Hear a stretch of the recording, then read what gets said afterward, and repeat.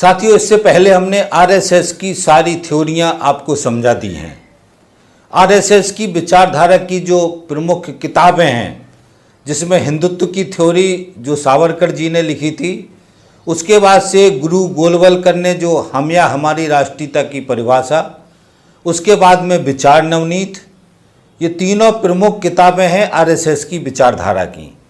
तीनों किताबों की प्रमुख थ्योरियों को साथी हमने कवर कर दिया है। अब हम जो अगले हिस्से में अब कम्युनिस्ट या कम्युनिज्म का सिद्धांत, समाजवादी विचारधारा, भौतिकवादी दर्शन, तो साथियों दूसरा जो विचार है भौतिकवादी दर्शन, इस विचार की विचारधारा की चर्चा अब हम शुरू करते हैं। तो सबसे पहले साथी ये समझना है कि दो तरीके की विचारधाराएं थी जो मैं पीछे समझा चुका हूं, भाववादी दर्शन और भौतिकवादी दर्शन। दुनिया में दो ही तरीके के विचार हैं, दो ही तरीके के वर्ग हैं। जैसे एक पूंजीवादी व्यवस्था या पूंजीपतियों का वर्ग, दूसरा आम जनता, मेहनतकश वर्ग। तो ये दो तरीके के वर्ग हैं। जैसा हमने मार्क्स की थ्योरी में पढ़ाया था कि मानव विकास क्रम का जो इतिहास है वो पूरा इतिहास वर्ग संघर्ष का इतिहास है। दूसरा साथियों ध्यान रखना, जो मार्क्स ने ही बहुत अच्छी तरीके से समझाया कि ये जो विकास क्रम है, इस विकास क्रम का प्रमुख कारक जो होता है वो उत्पादन के औजार हैं, उत्पादन के संसाधन हैं। जिस तरीके से उत्पादन के संसाधनों में नए नए तरीके का विकास होता है, उसी आधार पर सामाजिक व्यवस्थाएं बदलती हैं, समाज बदलता है। तो ये हमको प्रमुख बात है जिसको हमको ध्यान रखना है। तो साथियों, अब हम जो भौतिकवादी दर्शन की जो विकास क्रम है, उस विकास क्रम के बारे में पहले बात कर लेते हैं।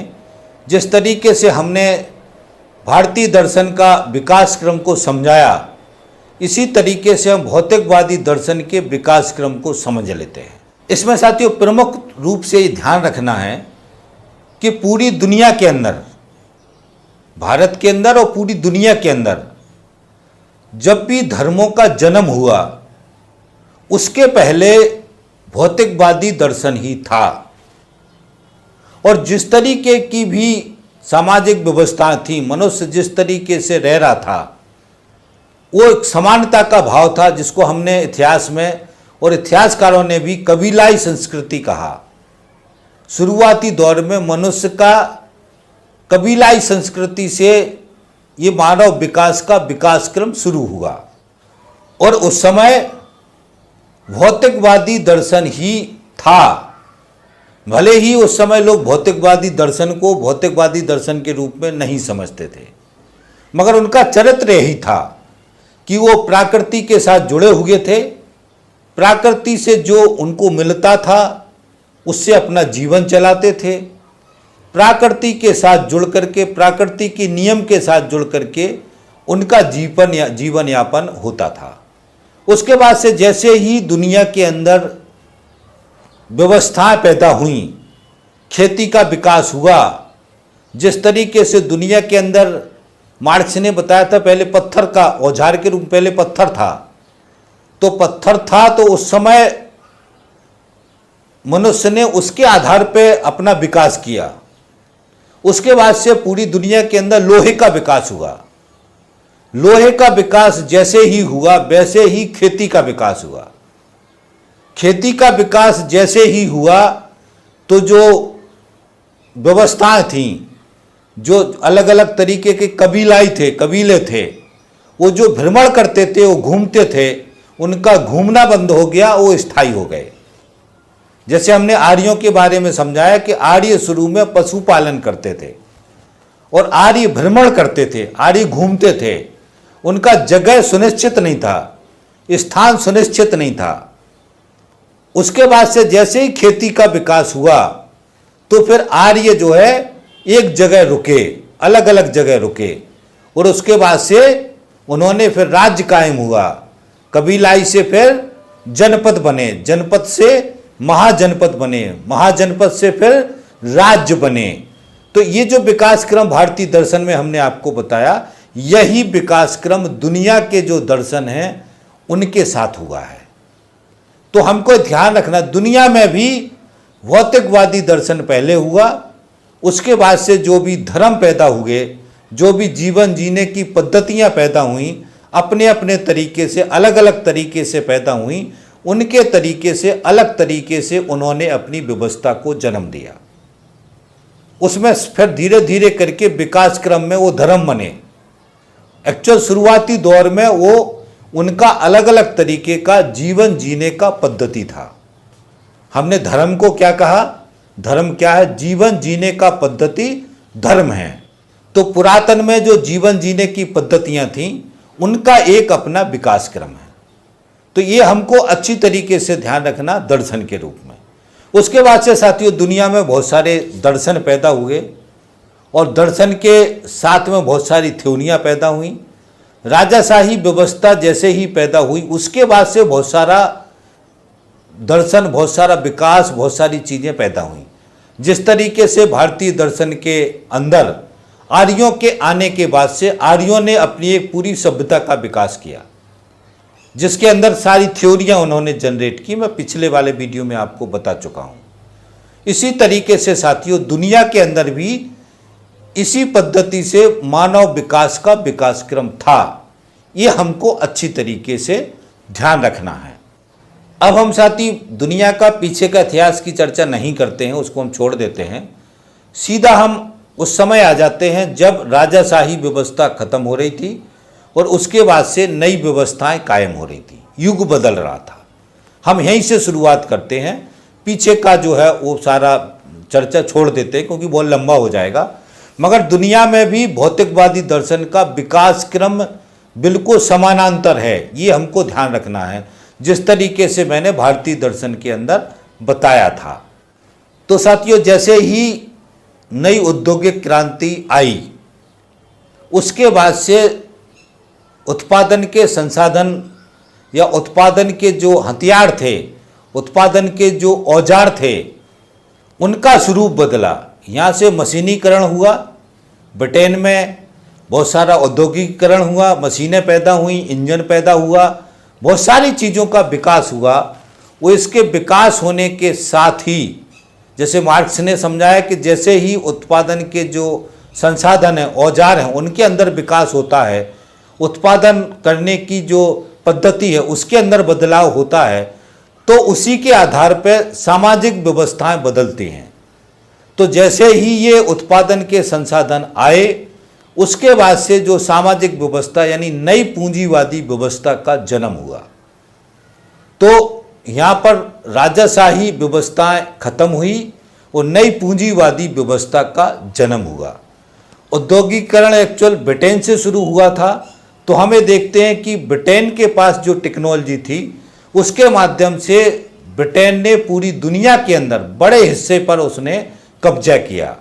यूरोप के जो देश थे, उनके अंदर पहले से जो टेक्नोलॉजी पैदा हुई थी, उसके कारण से उन्होंने दुनिया के देशों के ऊपर अलग अलग जगह कब्जा किया। तो कब्जा किस कारण से किया था उन्होंने? उनके पास नई टेक्नोलॉजी थी, नए उत्पादन के औजार थे। ये बहुत ही प्रमुख बात है जिसको ध्यान रखना, और ये बात पूरे विकास क्रम पे लागू होती है। और मार्क्स ने की जो ये थ्योरी है जिसके अंदर उन्होंने ये समझा, ये बहुत ही प्रमुख थ्योरी है।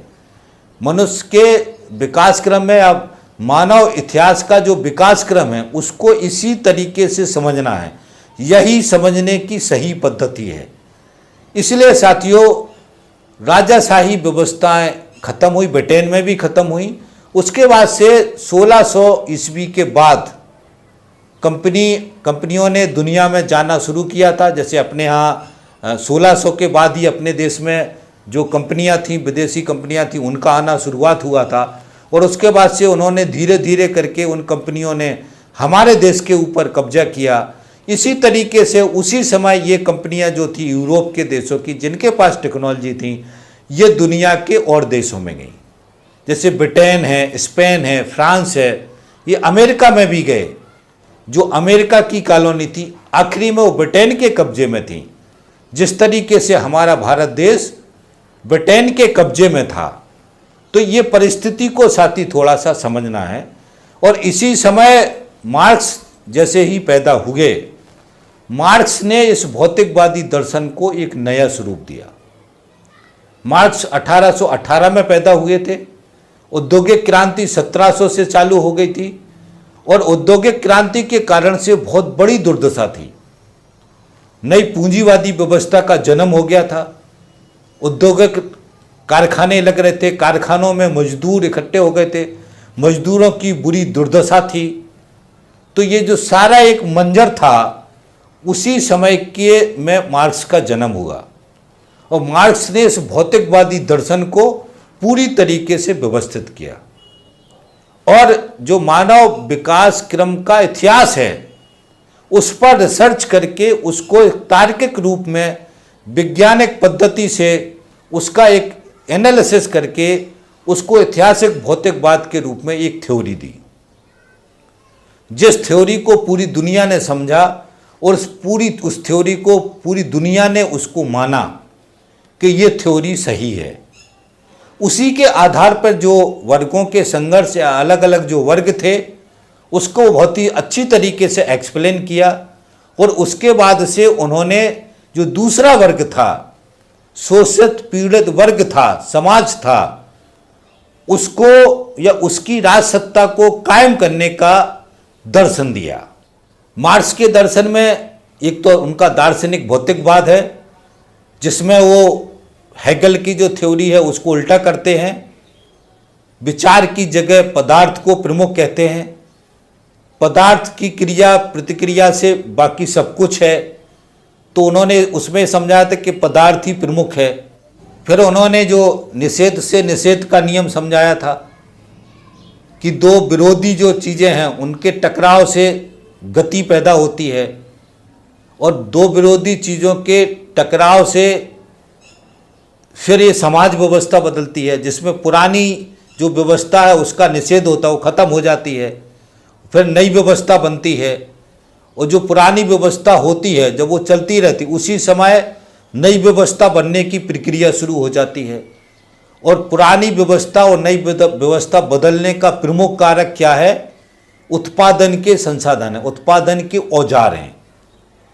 जिस तरीके से उत्पादन के औजारों में विकास होगा उसी तरीके से सामाजिक व्यवस्था का परिवर्तन होगा। तो ये मार्क्स की थ्योरी एक पक्ष था। दूसरा, मार्क्स ने बहुत ही अच्छी तरीके से इस पूंजीवादी व्यवस्था में जो ये शोषणकारी व्यवस्था है उसका विश्लेषण किया पूंजी में, जिसके अंदर उन्होंने मूल्य की थ्योरी, अतिरिक्त मूल्य की थ्योरी, डिमांड सप्लाई की थ्योरी, इन सारी थ्योरियों को बहुत ही अच्छी तरीके से एक्सप्लेन किया और इस पूरी पूंजीवादी व्यवस्था के शोषणकारी जो तंत्र है कैसे शोषण कर रहा उसके बारे में बहुत विस्तार से समझाया। उसके बाद साथियों उन्होंने पूरा दर्शन दिया कि ये जो शोषणकारी व्यवस्था है जिस पर कुछ लोगों का कब्जा है इसको बदल सकते हैं और उन्होंने विकास क्रम में समझाया कि पूंजीवादी व्यवस्था के बाद समाजवादी व्यवस्था आएगी। वो समाजवादी व्यवस्था का उन्होंने दर्शन दिया था। उन्होंने पूरा एक विकास क्रम समझाया था जिसको याद रखना है कि जैसे कबीलाई व्यवस्था थी, कबीलाई व्यवस्था को भी साम्यवादी व्यवस्था कहते हैं, पुरातन व्यवस्था कहते हैं। उसके बाद से फिर गुलामों की व्यवस्था आई थी, उसके बाद से फिर भूस्वामी और किसानों की व्यवस्था आई थी, उसके बाद से फिर ये पूंजीपति वर्ग और मजदूर मेहनतकश वर्ग की ये अभी जो चल रही पूंजीवादी व्यवस्था आएगी। इसके बाद से फिर समाजवादी व्यवस्था आएगी और समाजवादी व्यवस्था के बाद फिर वापस उसी पुरातन रूप में जो उन्होंने दर्शन दिया था, जिसमें उन्होंने ये कहा था कि आखिरी में ये राजसत्ता भी खत्म होगी और वापस ये समाज जो साम्यवादी समाज था उस तरफ जाएगा। इस तरीके से उन्होंने पूरे एक चक्र बताया था जिसको हमको अच्छी तरीके से समझने की ज़रूरत है। तो इस तरीके से उन्होंने मानव इतिहास के विकास क्रम को समझाया था। तो ये चीज़ भी हमको अच्छी तरीके से ध्यान रखनी है। यहाँ से मार्क्स ने जो थ्योरी दी उसके बाद से मानव इतिहास के विकास क्रम में ये पहली बार आया कि जो शोषित वर्ग है, पीड़ित वर्ग है, वो भी अपनी राजसत्ता कायम कर सकता है। तो ये दर्शन के अंदर पहली चीज़ थी जो मानव विकास के इतिहास क्रम में पहली बार किसी दार्शनिक ने इस तरीके से भौतिकवादी दर्शन की राज सत्ता को कायम करने की थ्योरी दी।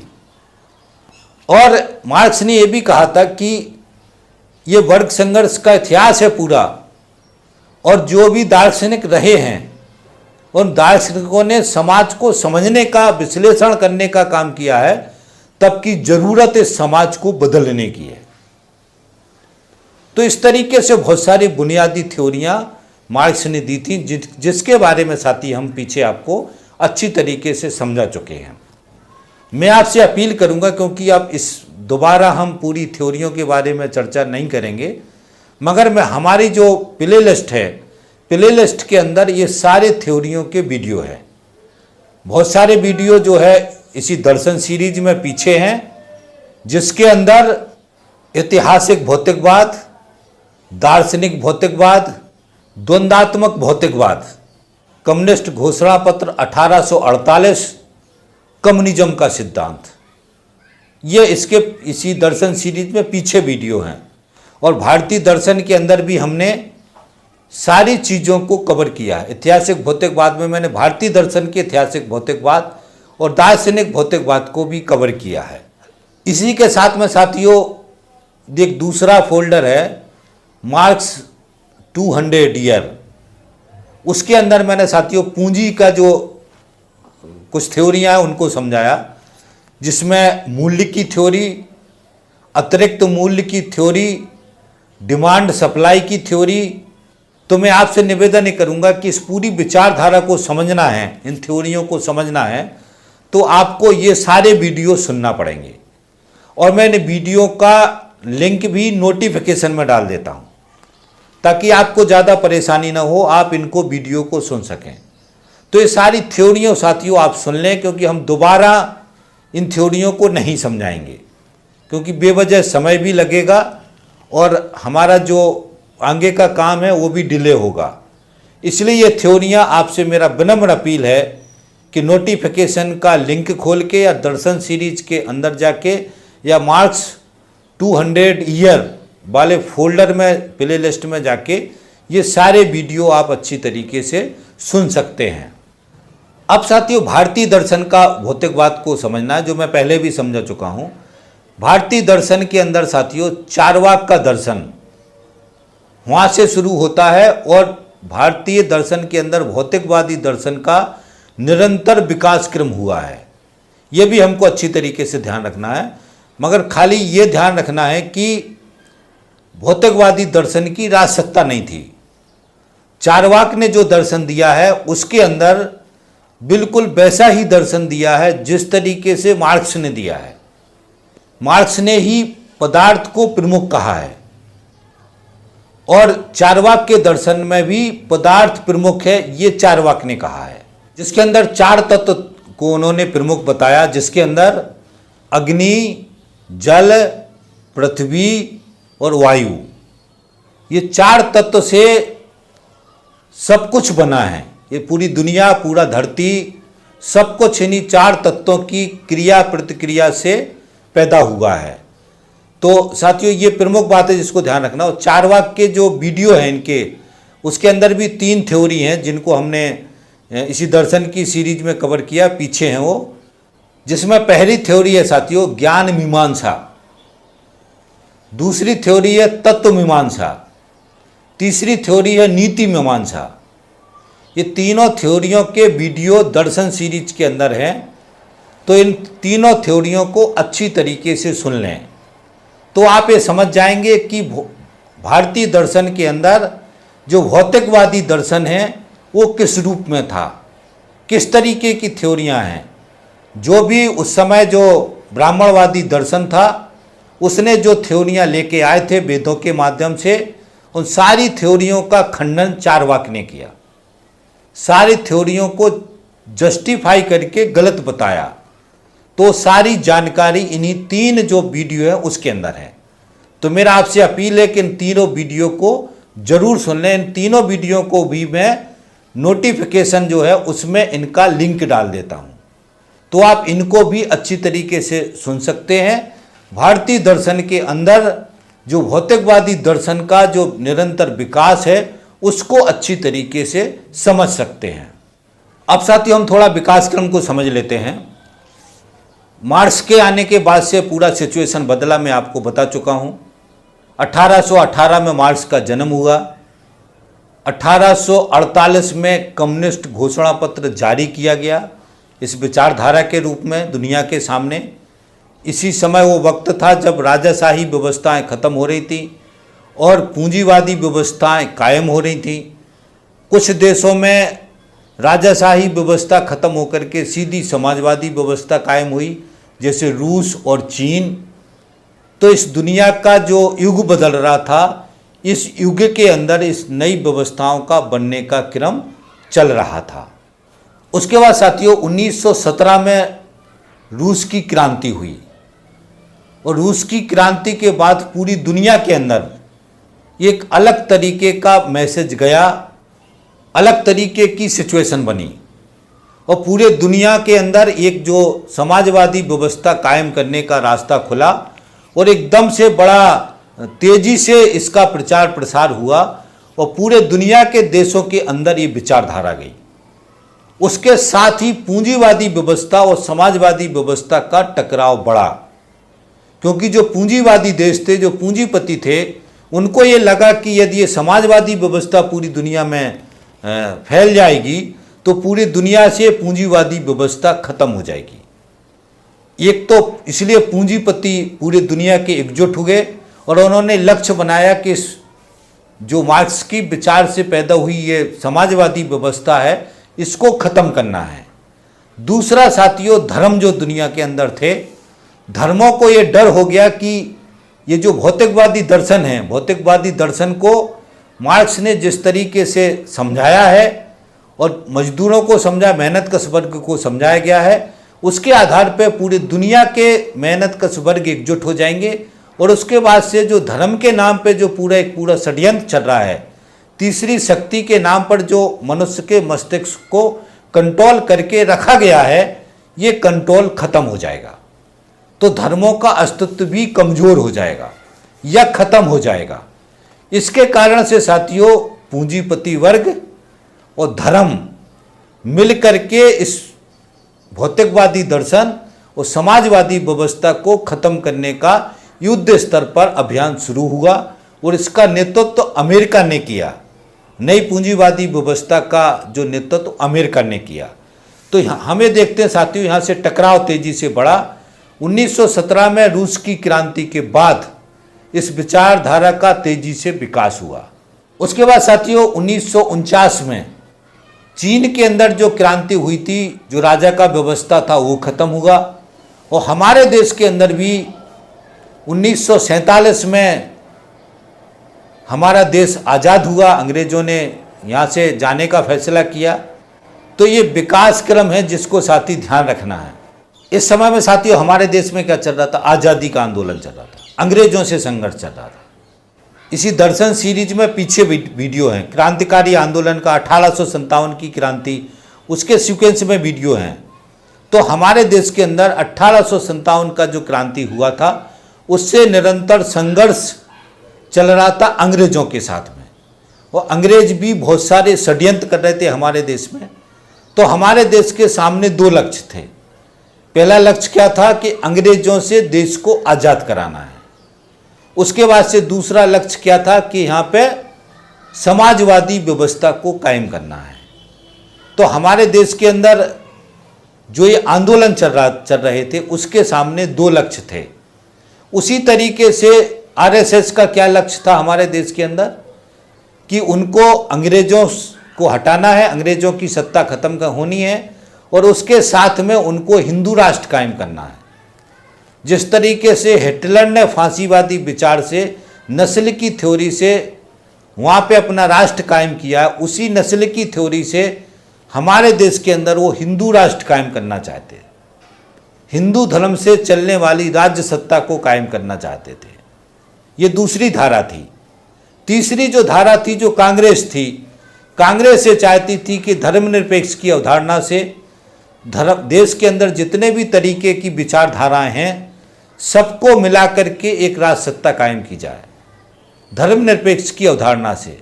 फाइनली जो कांग्रेस का जो रुख था या कांग्रेस का जो विचार था, कांग्रेस का जो समझ था, वही समझ आगे बढ़ा। और उस समय ध्यान रखना है साथियों कि दूसरी जो बड़ी ताकत थी आज़ादी के आंदोलन में कांग्रेस के साथ में, वो क्रांतिकारी आंदोलन था, वो कम्युनिस्ट थे, कम्युनिस्ट विचारधारा के लोग थे, समाजवादी विचारधारा के लोग थे। हमारे देश के अंदर समाजवादी विचारधारा के विचार, मार्क्स की थ्योरी, इसको बहुत ही ताकतवर तरीके से हमारे देश के लोगों ने स्वीकार किया था। बड़ी संख्या में इस विचार को समर्थन करने वाले लोग थे, बड़ी संख्या में ऐसे सोच के लोग थे जो ये चाहते थे कि अंग्रेजों से आज़ाद कराया जाए देश को और यहाँ पर समाजवादी व्यवस्था को कायम किया जाए। तो हमको ये समझना है साथियों, ये धाराएं इस तरीके से आज़ादी के आंदोलन में अलग अलग तरीके की धाराएं थी। अब हम बात करें कम्युनिस्ट विचार की। तो हमारे देश के अंदर जो साथियों क्रांतिकारी आंदोलन चल रहा था, उस आंदोलन के अंदर जो शुरुआती धारा थी, मैंने आपको बताया, वो धर्म से ओतप्रोत था क्रांतिकारी आंदोलन। मगर जैसे ही क्रांतिकारी आंदोलन आगे बढ़ा, खास तौर से 1910 के बाद, जैसे ही हमारे देश के क्रांतिकारी अंग्रेजों के दमन के कारण से दुनिया के देशों में गए समर्थन मांगने के लिए, धन इकट्ठा करने के लिए, अमेरिका गए, रूस गए, ब्रिटेन गए, बहुत सारे देशों में जो क्रांतिकारी गए, उन्होंने इस दुनिया की विचारधारा को समझा, दुनिया में चल रहे आंदोलन को, इतिहास को समझा। जैसे ही अमेरिका में गदर पार्टी का गठन हुआ और बड़ी संख्या में जो क्रांतिकारी थे, गदर जो आंदोलन था उसके साथ जुड़े, वहाँ से साथियों एक विचारधारा का विधिवत तरीके से मैच्योरिटी के साथ विचारधारा पैदा हुई। और उसके बाद से साथियों पंजाब का आंदोलन, बंगाल का क्रांतिकारी आंदोलन और महाराष्ट्र का क्रांतिकारी आंदोलन, ये सभी आंदोलन इस नई जो विचार था उसके साथ खड़ा होकर के देश को आज़ादी के आंदोलन का बात करने लगा। और फिर क्रांतिकारी आंदोलन के अंदर वो धारा पैदा हुई, जिसमें धारा पैदा हुई कि अब जो है हमको देश को आज़ाद कराने के साथ में धर्मनिरपेक्ष की अवधारणा के साथ यहाँ पर समाजवादी व्यवस्था को कायम करना है, यहाँ पर क्रांति करना है। तो ये साथियों विकास क्रम है। उसके बाद से साथियों जैसे ही क्रांतिकारी गुट आगे बढ़े, 1917 में क्रांति हुई, उसके बाद से विधिवत तरीके से जो क्रांतिकारी थे उन्होंने घोषित रूप से अपने लक्ष्य को घोषित कर दिया कि वो हमारे देश के अंदर समाजवादी व्यवस्था को कायम करना चाहते हैं, जिसके अंदर से साथियों 1925 में जो क्रांतिकारी गुट था उसने घोषित रूप में जो उनका नाम था उसके साथ में समाजवादी जोड़ा और उन्होंने हिंदुस्तान समाजवादी प्रजातंत्र संघ का गठन किया। ये क्रांतिकारियों का ग्रुप था, संगठन था, जिसने अपनी विचारधारा के अंदर समाजवादी शब्द या समाजवादी विचारधारा को लाने का लक्ष्य रखा। ये हमको ध्यान रखना है। इस तरीके से साथी जो क्रांतिकारी आंदोलन था वो पूरी तरीके से समाजवादी विचारधारा के साथ जुड़ गया, जिसके अंदर भगत सिंह थे, चंद्रशेखर थे और भी बहुत सारे लोग थे, जो सारे लोग इस समाजवादी विचारधारा के लक्ष्य के साथ खड़े हो गए। अब इसी समय जो दूसरा हिस्सा है उसको समझने, क्रांतिकारी आंदोलन निरंतर चला, इसको हम आगे कवर करेंगे क्योंकि हम इस वीडियो के अंदर कम्युनिस्ट पार्टी के इतिहास को समझना चाहते हैं। तो क्रांतिकारी आंदोलन को मैं यहीं छोड़ देता हूं और क्रांतिकारी आंदोलन को हम आगे विस्तार से समझाएंगे और यहाँ से मैं अब कम्युनिस्ट पार्टी जो बनी या पैदा हुई उसकी चर्चा की रूपरेखा आपके सामने रखता हूँ। तो साथियों इसी समय में जब रूस में 1917 में क्रांति हुई थी, उसके बाद से हमारे देश के बहुत सारे लोग रूस गए। वो एक चीज़ और ध्यान रखना है, उसी समय जो ब्रिटेन का विरोध चल रहा था और तुर्की का जो खिलाफत आंदोलन था, उस आंदोलन के बारे में भी मैं आगे बताऊंगा। उसके कारण से बहुत सारे लोग रूस में गए। जब उन्होंने समाजवादी व्यवस्था के स्ट्रक्चर को देखा तो वो उस रूस की जो समाजवादी व्यवस्था का स्ट्रक्चर था उसके साथ जुड़ गए। हमारे देश से भी बहुत सारे लोग रूस गए यहाँ से उस समय पैदल गए लोग, आप सोच नहीं सकते कि इतने दूर तक लोग कैसे जाएंगे। लोगों ने अपनी जिंदगियां लगाई, रूस गए, वहाँ जा कर के उन्होंने उस पूरी चर्चा को, पूरी विचारधारा को समझा और वहाँ से वापस हमारे देश में आए और उन्होंने ये प्लान किया, लेनिन और भी जो क्रांतिकारी थे उनसे मिले कि हमारे देश के अंदर किस तरीके से क्रांति करेंगे, किस तरीके से समाजवादी व्यवस्था को कायम करेंगे, उसका पूरा रूप और खाका को तैयार किया। उसी समय में कुछ क्रांतिकारी थे जिन्होंने अक्टूबर 1920 में ताशकंद में कम्युनिस्ट पार्टी का गठन किया, जिसमें 7 लोग थे साथियों। शुरुआती जो गठन इसी तरीके से हुए और साथ में ध्यान रखना साथियों, जो ये समाजवादी व्यवस्था कायम हुई थी तो समाजवादी व्यवस्था का कॉन्सेप्ट दुनिया का है, इसलिए साथियों जो कम्युनिस्ट पार्टियां थीं उनका भी एक अलग से ग्रुप था, कम्युनिस्ट इंटरनेशनल। तो उस ग्रुप के माध्यम से वो पूरी दुनिया के जो देश हैं उनके अंदर कम्युनिस्ट पार्टियां कैसे बननी है, कम्युनिस्टों को कैसे सहयोग करना, वो सब एक कनेक्टिविटी थी। तो जो ये कम्युनिस्ट इंटरनेशनल संगठन था उसके साथ में जुड़ करके 7 लोगों ने 1920 में कम्युनिस्ट पार्टी का गठन किया। यहाँ से कम्युनिस्ट पार्टी का विधिवत एक स्वरूप शुरू हुआ और उसके बाद से वो हमारे देश के अंदर उसी लाइन लेंथ, क्योंकि उस समय तो कोई पार्टी का प्रोग्राम था नहीं, तो उस समय उन्होंने चर्चा करके तय किया कि भारत देश की जो परिस्थिति है उसके आधार पर एक प्रोग्राम बनाया जाए और उसके आधार पर वहाँ पर जो क्रांति करने का, समाजवादी व्यवस्था को कायम करने का रास्ता तैयार किया जाए।